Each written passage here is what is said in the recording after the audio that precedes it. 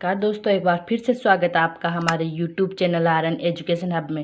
दोस्तों, हम पढ़ रहे थे राजस्थान की कला व संस्कृति के अंतर्गत लोक देवियाँ। पीछे की क्लास में हमने ब्राह्मणी माता इनके बारे में, जीण माता इनके बारे में पढ़ा था। आज हम पढ़ेंगे नागणेची माता। दोस्तों, नागणेची माता को चक्रेश्वरी माता, दूसरा राठेश्वरी, तीसरा नाम है इसका पंखिनी। इन नामों से इनको जाना जाता है। ये जो नागणेची माता या चक्रेश्वरी माता है, ये राठौड़ वंश की कुल देवी है। नागणेची माता का मंदिर है। इस मंदिर का निर्माण राव दुहड़ ने करवाया था। राव दुहड़ राव सिंहा के पुत्र थे और राव आस्थान के पुत्र थे। दोस्तों, ये एकमात्र राजस्थान में एकमात्र ऐसी मूर्ति है जो काष्ठ की बनी हुई है। इसके 18 भुजाएं हैं। 18 भुजाओं वाली तो और भी देवियाँ है, परंतु इस मूर्ति की खासियत यही है कि ये एकमात्र मूर्ति है राजस्थान की जो काष्ठ की बनी हुई है, लकड़ी की बनी हुई है। राव दुहड़ थे, वो कोंकण कर्नाटक जाते हैं।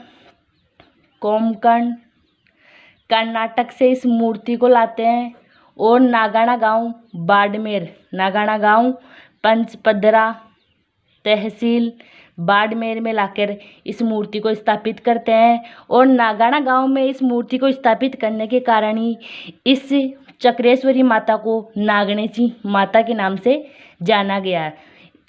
इस माता के अन्य मंदिर भी है और वो है मेहरानगढ़ दुर्ग जोधपुर में।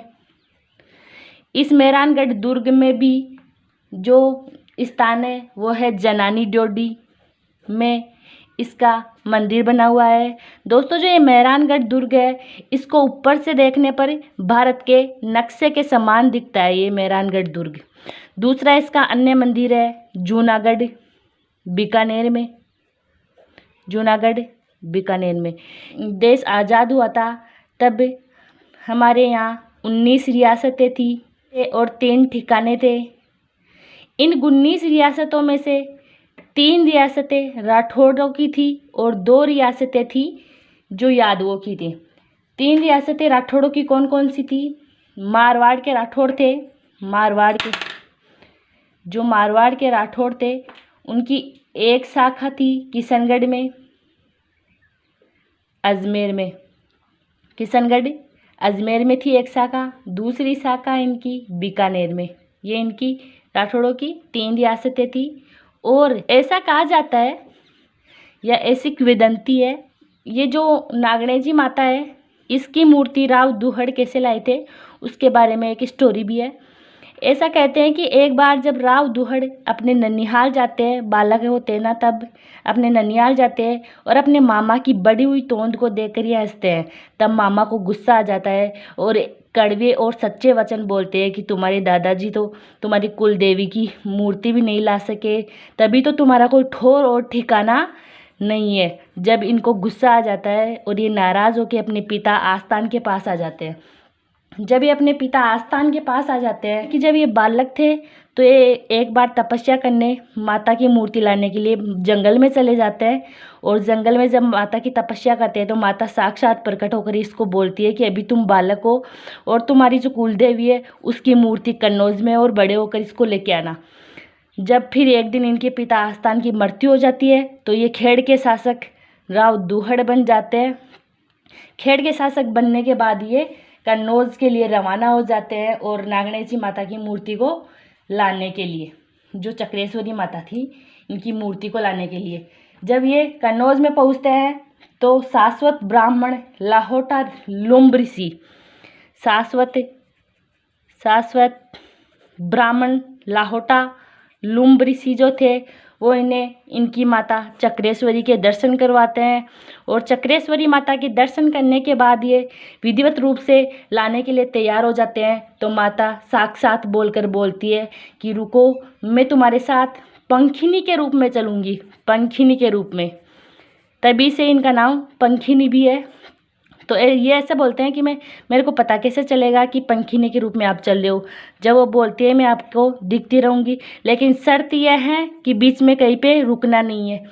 तो ये चलते चलते नागाना गांव के पास आ जाते हैं और थक जाने के कारण नीम के पेड़ के नीचे इनको नींद आ जाती है, विश्राम के लिए रुकते हैं। तो जब नीम के पेड़ के ऊपर ये माता जी जो पंखिनी के रूप में आई थी, चक्रेश्वरी माता, नीम के पेड़ के ऊपर बैठ जाती है। जब इनकी आंखें खुलती है तो ये पेड़ के ऊपर बैठ जाती है।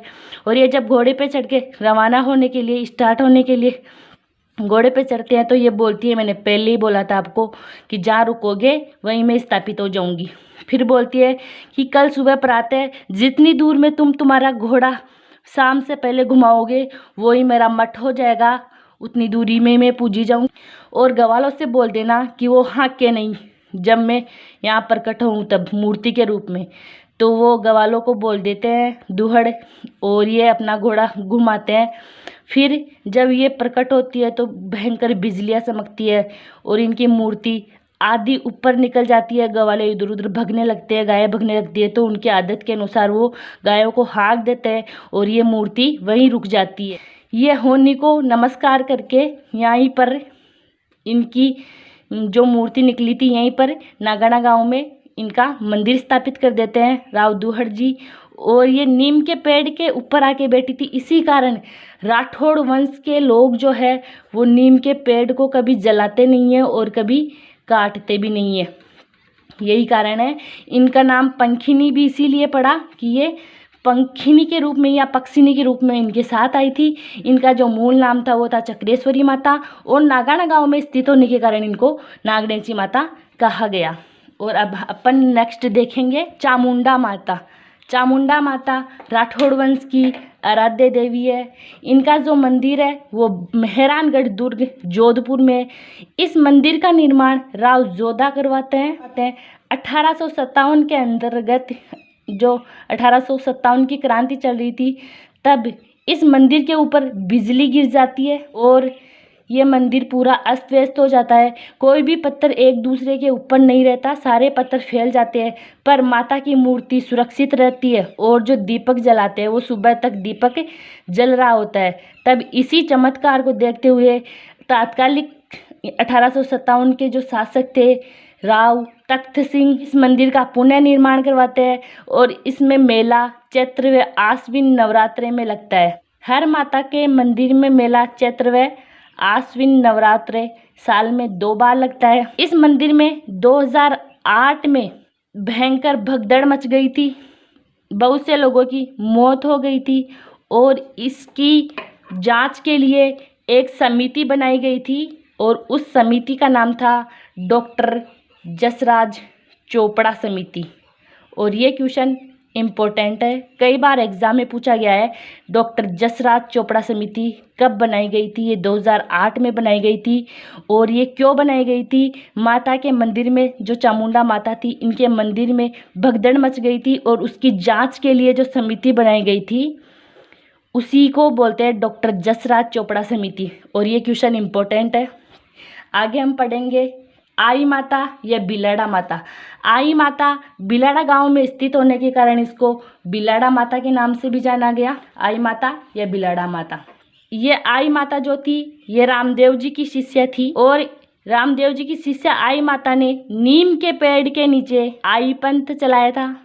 और जो आई माता है इनकी जो मंदिर में अखंड ज्योत है, अखंड ज्योत से केसर टपकता है। इनके मंदिर में इनकी जो अखंड ज्योत है उससे केसर टपकता है। और ये जो आई माता या बिलाड़ा माता ये सिरवी जाति की कुल देवी है। इस माता के मंदिर को दरगाह भी कहते हैं और इसका जो माता का थान होता है उसको बडेर के नाम से जाना जाता है। मुस्लिम जाति के लोग जहाँ पूजा करते हैं उसे दरगाह कहते हैं और यहाँ मुस्लिम भी पूजा करने आते हैं, तभी तो इस माता के मंदिर को दरगाह के नाम से भी जाना जाता है। मानीबाई दुर्गा, नव दुर्गा जो है उनका अवतार माना गया है आई माता को। और इसके मंदिर में गुर्जर जाति के लोगों का प्रवेश निषेध है। इसके मंदिर में गुर्जर जाति के लोग नहीं जाते। आज की क्लास में बस इतना ही। अगर क्लास पसंद आई हो तो दोस्तों के साथ शेयर करें, लाइक करें और चैनल पर नए हो तो चैनल को सब्सक्राइब करें। धन्यवाद।